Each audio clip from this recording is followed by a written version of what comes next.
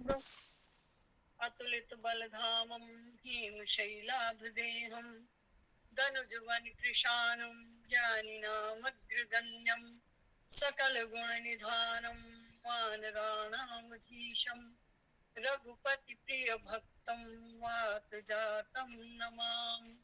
गुरुर्ब्रह्मा गुरुर्विष्णु गुरुदेव महेश्वर गुरुः साक्षात् परं ब्रह्म तस्मै श्री गुरुवे नमः। अखंड मंडलाकारं व्याप्तं येन चराचरं तत्पदं दर्शितं येन तस्मै श्री गुरुवे नमः। अज्ञानान्तिमिरान्धस्य ज्ञानाञ्जनशलाकया चक्षुरुन्मीलितं येन तस्मै श्री गुरुवे नमः। लक्ष्मीकान्तसमारम्भां नाथयामुनिमध्यमाम् अस्मदाचार्यपर्यन्तां वन्दे गुरुपरम्पराम्। सभी के हृदय में विराजमान उस सत्ता को, उस सर्वोच्च सत्ता को मेरा शत शत प्रणाम, वंदन, नमन। सीताराम। आइए कथा में प्रवेश करते हैं। आज हम 16वां अध्याय आरंभ करने जा रहे हैं। 15 अध्याय हो चुके, अब हम इसके अगले अध्याय को छूते हैं। ओम श्री परमात्मने नमः। श्रीमद्भगवद्गीता अथ षोडशोऽध्यायः। श्रीभगवानुवाच अभयं सत्त्वसंशुद्धिर्ज्ञानयोगव्यवस्थितिः दानन्दमश्च यज्ञश्च स्वाध्यायस्तप आर्जवम् अहिंसा सत्यमक्रोधस्त्यागः शान्तिरुपैशुनम् दया भूतेष्वलोलुप्तं मार्दवम् ह्रीरचापलम् तेजः क्षमा धृतिः शौचम् अद्रोहो नातिमानिता भवन्ति सम्पदं दैवीम् अभिजातोऽसि भारत। इस 16वें अध्याय में दैवी संपदा से युक्त कुछ विशेषण बताए गए, कुछ गुण बताए गए। उन गुणों के आधान की बात कही गई कि इन गुणों का होना, अच्छे पुरुषों में इन गुणों के लक्षण, इन लक्षणों से युक्त व्यक्ति जो होता है वो दैवी संपदा से युक्त होता है। उसके लक्षण क्या क्या हैं इस अध्याय में ये बताया गया। हालांकि इन लक्षणों को अलग अलग अध्यायों में थोड़े थोड़े करके सारे कहे गए, यहाँ पर एक साथ गिनाए गए हैं। और उन्होंने कहा कि ज्ञानी और अज्ञानी इन दोनों में कौन कौन है, तो उनके लक्षणों में आया कि क्या किस तरह के लक्षण हो तो उसे ज्ञानी कहा जाए। तो उन्होंने कहा, भगवान कह रहे हैं अभयम, जो जिसमें सर्वथा भय का अभाव हो। अर्थात भय किसको होता है? भय उसको होता है जिसने कुछ गलत काम किया हो, किसी के प्रति कहीं कोई किसी प्रकार की हिंसा की हो या किसी प्रकार का चौर्य कर्म किया हो, भय उसी को होता है। नहीं तो किस चीज का भय? और जो तत्व ज्ञानी है उसको तो मरने का भी भय नहीं होता। वो कहता है ये कपड़ा बदलना है, कोई बात नहीं, कल भी बदलना था, आज भी बदलना है। तो भय तो किसी तरह का होना ही नहीं चाहिए। तो कहा अभयम, जिसको कोई भय ना हो। फिर कहा सत्व, जहां पर अंतःकरण की पूर्ण शुद्धता हो, अर्थात निर्मल हृदय वाला व्यक्ति। संशुद्धिर, अर्थात प्रतिदिन अपने ध्यान के लिए, योग के लिए, अपने कर्तव्य कर्मों के लिए दृढ़ स्थिति होना। फिर ज्ञान योग व्यवस्थिति दानन, इंद्रियों का दमन, और उससे भी पहले दान, सात्विक दान। दान का अर्थ खाली किसी को पैसा देना नहीं होता। दान बहुत तरह का गिना गया है, और दान में हमारे गुरु ग्रंथ साहब में कहा गया है, दाना चो दान नाम दान। जो गुरु कहता है, जब आप किसी को अपना बना लेते हो, और अपना अपना बनाना बहुत मुश्किल है किसी को, तुम उसको अपना नाम दे देते हो, तो कुछ भी देना, ये देखो, ये प्रभु की हम पर कृपा है कि हम किस लाइन में खड़े हैं। दो ही तरह के लोग होते हैं जीवन में, एक देने वाले और एक लेने वाले। तुम किस लाइन में हो ये तुम डिसाइड करो। क्यों? मैं कहा कि दो ही तरह के लोग हैं, या दे रहे हैं या ले रहे हैं। तुम किधर खड़े होना चाहते हो ये सोचो, और ये सोचो कि तुम क्या दे सकते हो। तो क्या दे सकते हो? कुछ भी दे सकते हो। विद्या दान दे सकते हो, नाम दान दे सकते हो, धन दान दे सकते हो, समय का दान दे सकते हो, शुचिता दे सकते हो, पवित्रता दे सकते हो। कुछ भी दिया जा सकता है। अगर किसी परेशान व्यक्ति के पास जाकर एक पल के लिए उसके पास खड़े हो जाएं और ये कहें, भाई क्या बात है, तू अकेला नहीं है ना, मैं तेरे साथ हूँ, और उसकी बात सुन ली जाए, ये सबसे बड़ा दान है। कोई व्यक्ति सुसाइड करने जा रहा है, जिसके आसपास कुछ करने को शेष नहीं रहा, ऐसा वो सोचता है, जबकि ऐसा कभी होता नहीं। उस व्यक्ति को उस पल उस स्थिति से निकाल दिया जाए, इससे बड़ा दान तो कोई हो ही नहीं सकता। तो प्रभु कहते हैं कि दान, आप किस लाइन में खड़े हो ये सोचो। दो ही तरह की लाइनें लगी हैं, एक देने वालों की, एक लेने वालों की। अगर देने वालों में नहीं खड़े तो लेने वालों में खड़े हो जाओ। आपको किसी एक लाइन में तो लगना है। और इसी तरह कहा गया कि किसी ने कहा, अब जरूरी नहीं है ना कि हर किसी के पास पैसा हो और पैसा दे। पैसा हमारी क्रय शक्ति हो सकता है, लेकिन हमारी स्थितियों के दान के हिसाब से ये संपूर्ण नहीं हो सकता। तो आप कुछ भी दे सकते हो। किसी को दो मीठे बोल भी दे सकते हो, किसी को अच्छी दृष्टि दे सकते हो, किसी को ज्ञान दे सकते हो, किसी को आप समय दे सकते हो, कैसी भी चीज दे सकते हो। दो मीठे बोल भी दे सकते हो, वो भी देना है। इनका दो लाइनें लगी हैं, एक दान, एक लेना, एक देना। आप जिस भी लाइन में खड़े हो, आपकी इच्छा है आप देने वालों की लाइन में खड़े हो। प्रभु ने आपको इतना दिया है, आपको हाथ नाक पाँव। इसीलिए हम एक विदेश के चलन पर हमारे यहाँ भी चलन हो गया है कि हम कहते हैं चलो चलो किसी एनजीओ को ज्वाइन करो, कुछ समाज सेवा करो। समाज सेवा के लिए टाइटल लेना कहाँ जरूरी है।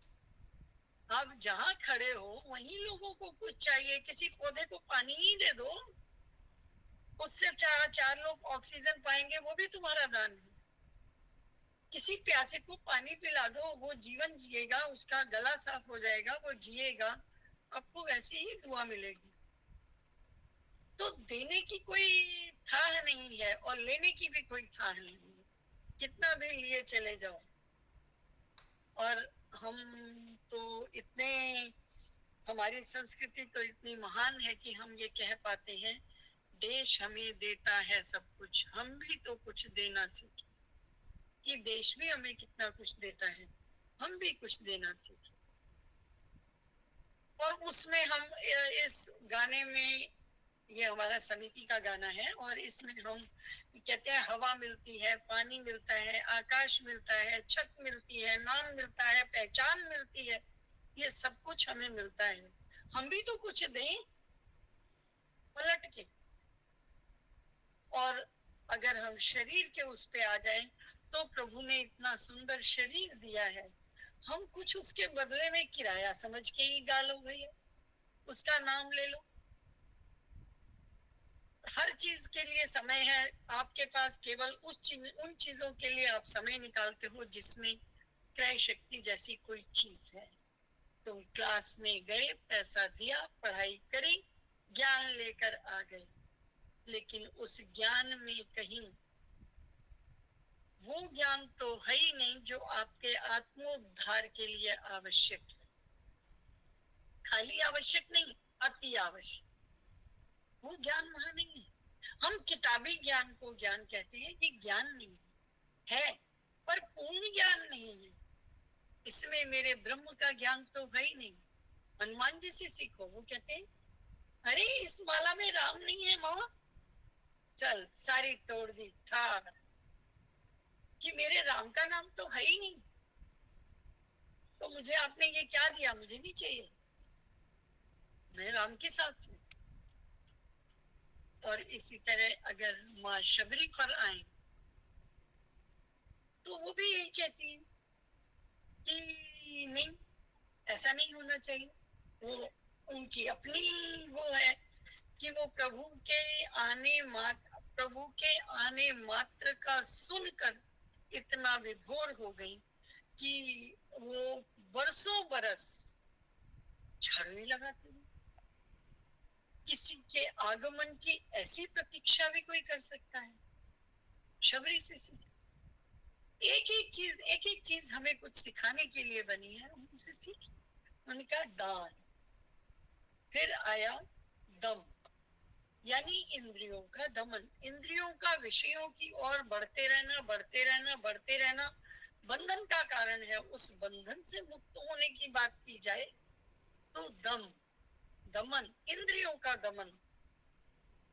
फिर आया यज्ञश्च, दानन दमश्च यज्ञश्च, यज्ञ। यज्ञ अगर हम कहें तो यज्ञ कुछ यज्ञ है। अगर माने तो ये खाना जो हम खाते हैं ना, ये भी हमारी प्राण वायु में यज्ञ है। हमें क्या करना चाहिए? हम ऐसा माना, पिताजी हमारे बताते थे, और वैसा ये शास्त्रों में भी लिखा है। अब तो हमने लिखा पढ़ा, पहले तो सुन सुन के ही पढ़ा था। तो पिताजी कहते थे खाना खाना ही नहीं चाहिए। अरे बाजी फिर हम जिएंगे कैसे? तो बोले नहीं, इस प्राण वायु में इस खाने का हवन करना चाहिए। इससे होगा क्या कि प्राण वायु अपना अपना हिस्सा, 5 तरह की वायु है ना हमारे अंदर, वो अपना अपना हिस्सा लेती है। जैसे हम यज्ञ करते हैं तो क्या करते हैं? आहुति देते हैं, इंद्राय इदन्नमम, ये मेरा नहीं है। सबसे पहले भाव आता है इदन्नमम, ये मेरा नहीं। अगर मेरा नहीं है तभी मैं दे पा रहा हूँ, और उसमें मैं और मेरा के भाव से पहले मुक्ति है। उस शब्द, उस वाक्य के अंदर सबसे पहले ये आया कि इदन न मम, ये मेरा है नहीं। और हम क्या कहते हैं? तेरा तुझको अर्पित। हम उसका ही उसको अर्पित करते हैं, मेरा मेरा तुझको अर्पण नहीं। तो वही भाव है इदन न मम, ये मेरा नहीं है। और इंद्राय स्वाहा, ये इंद्र के लिए है, ये प्रजापति के लिए है, ये अग्नि के लिए है, ये इंद्र के लिए, ये वायु के लिए, ये यम के लिए, ये वरुण के लिए। हम सब देवताओं को आहुति देते हैं। उसी तरह हमारे अंदर जो 5 प्राण वायु बैठे हैं, ये भी तो देवता हैं। हम ये खाना इनको हवन कर दें, और उससे क्या होगा? हमारा खाने का कर्म बंधन छूटता है। जो हम खाना खाने के बाद एक उसमें आ जाते हैं कि हमने खाया, हमने कुछ प्राप्त किया, अब कुछ देने की भावना आनी चाहिए। तो वो हम कहते हैं प्राणाय स्वाहा, अपानाय स्वाहा, व्यानाय स्वाहा, उदानाय स्वाहा, समानाय स्वाहा। प्राणापान उदान व्यान समान, इन 5 प्राण वायुओं को ये खाने का हवन करो।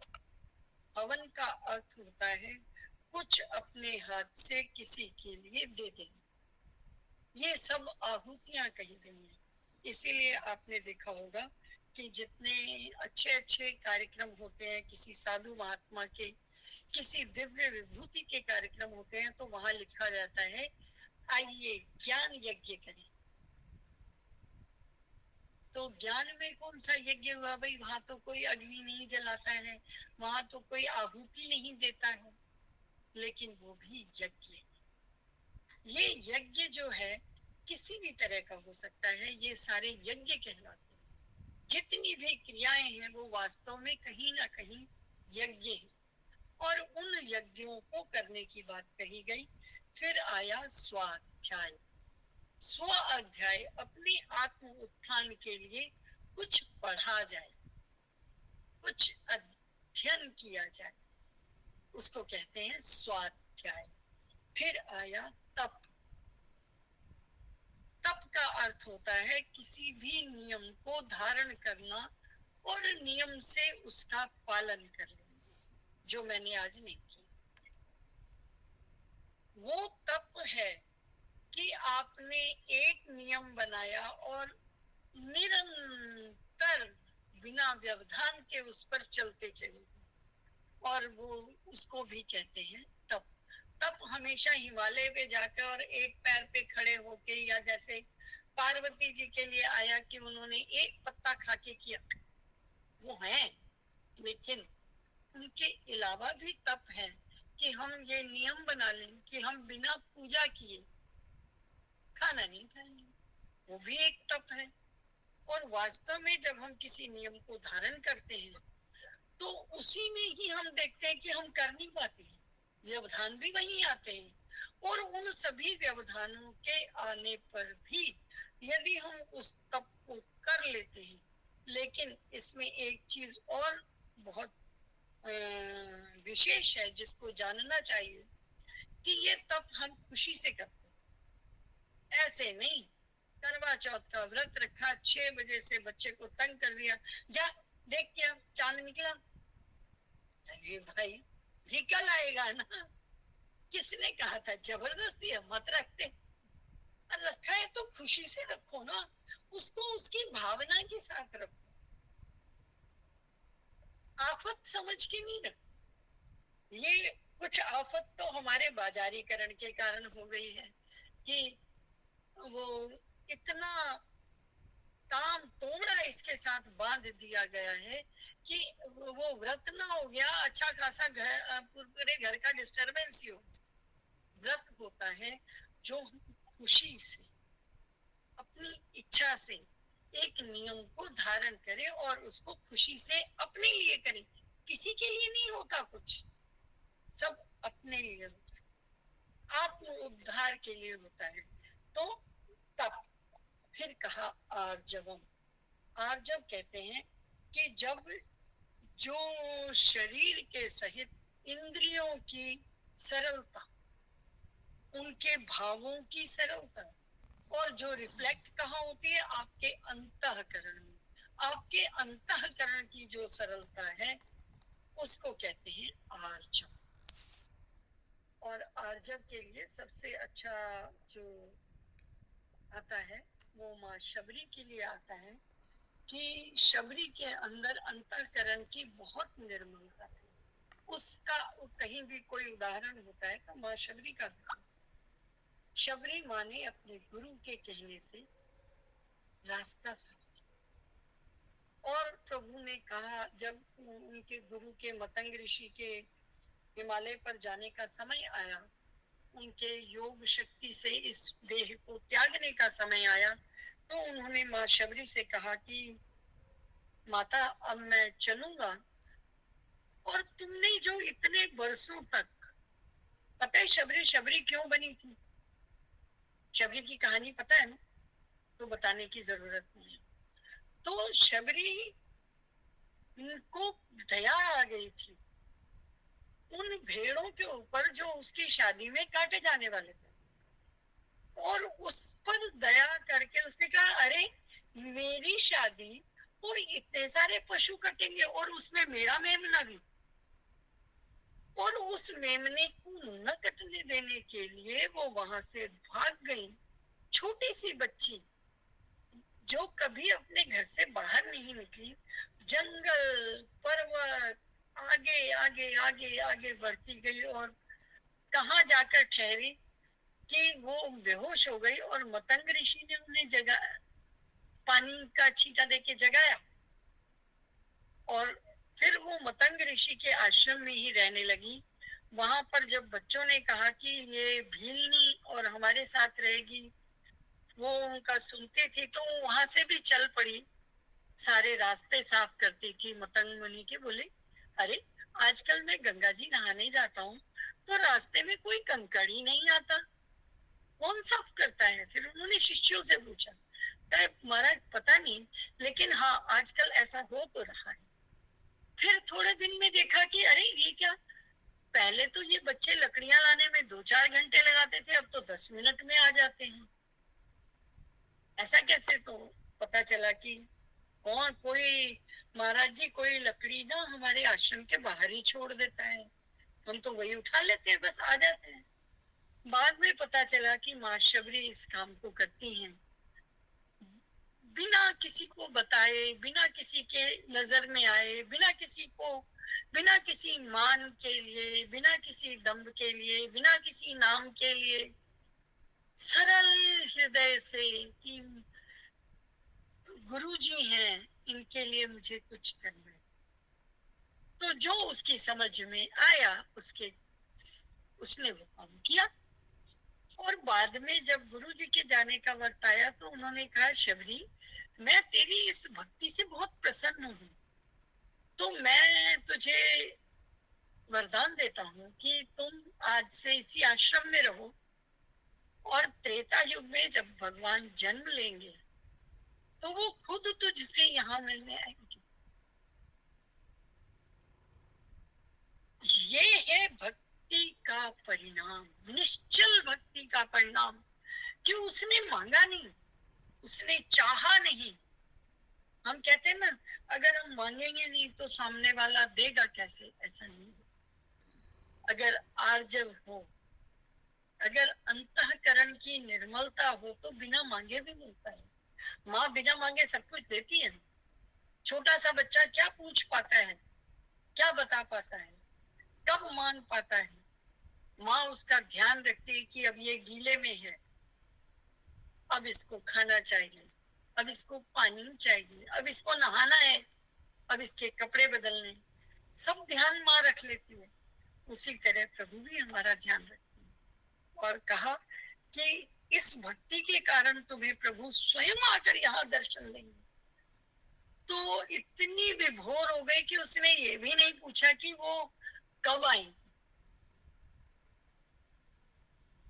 उसको कुछ समझ ही नहीं आया कि इतनी कृपा, कि मैंने किया क्या है, झाड़ू ही तो लगाया, रास्ता ही तो साफ किया,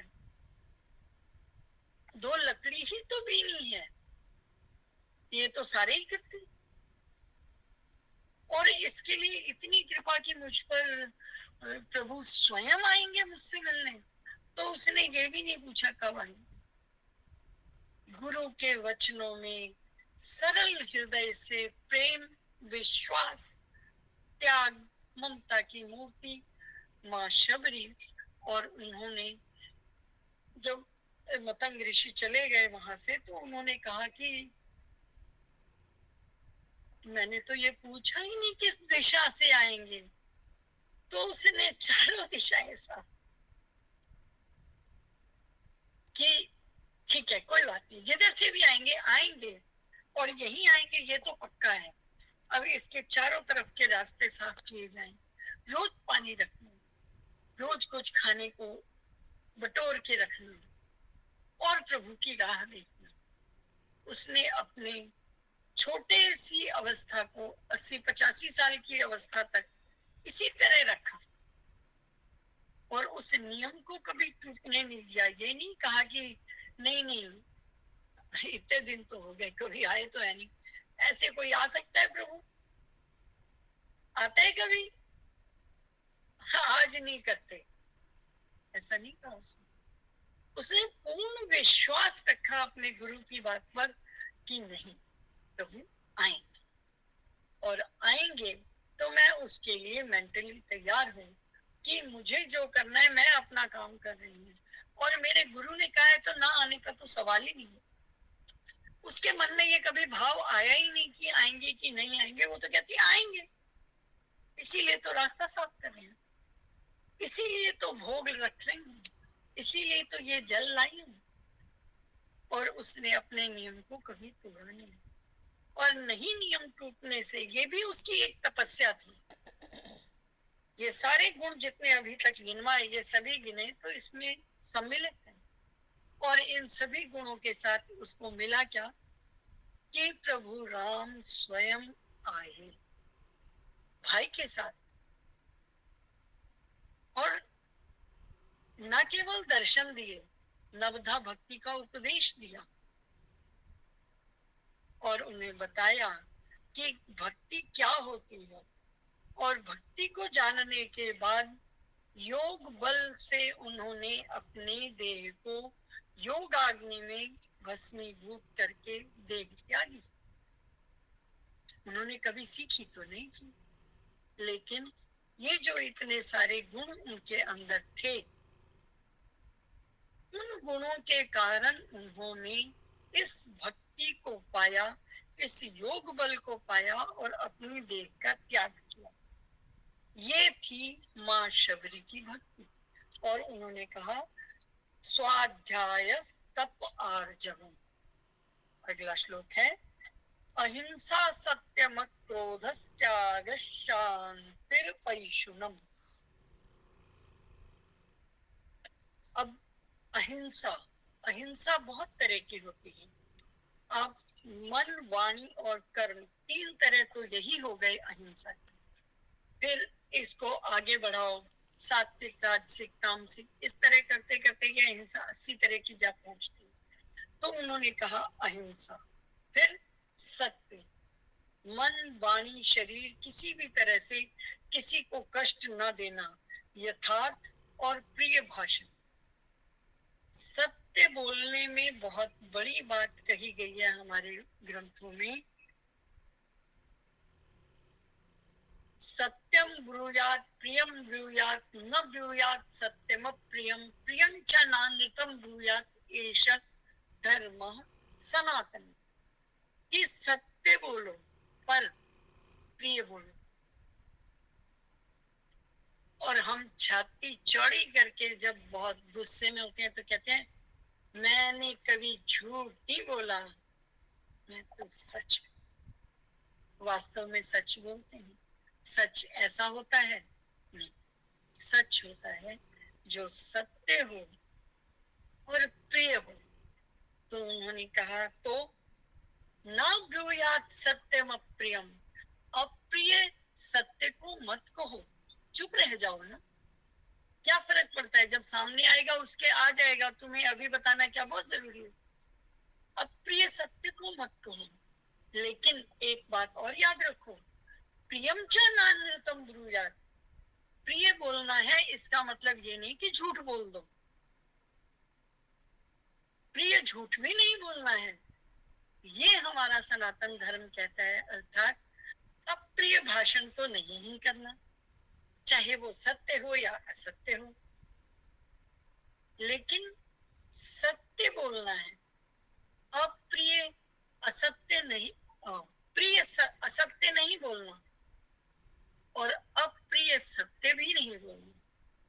तो जो प्रिय भी हो, सत्य भी हो, ऐसे भाषण को करो जो सबको अच्छा लगे।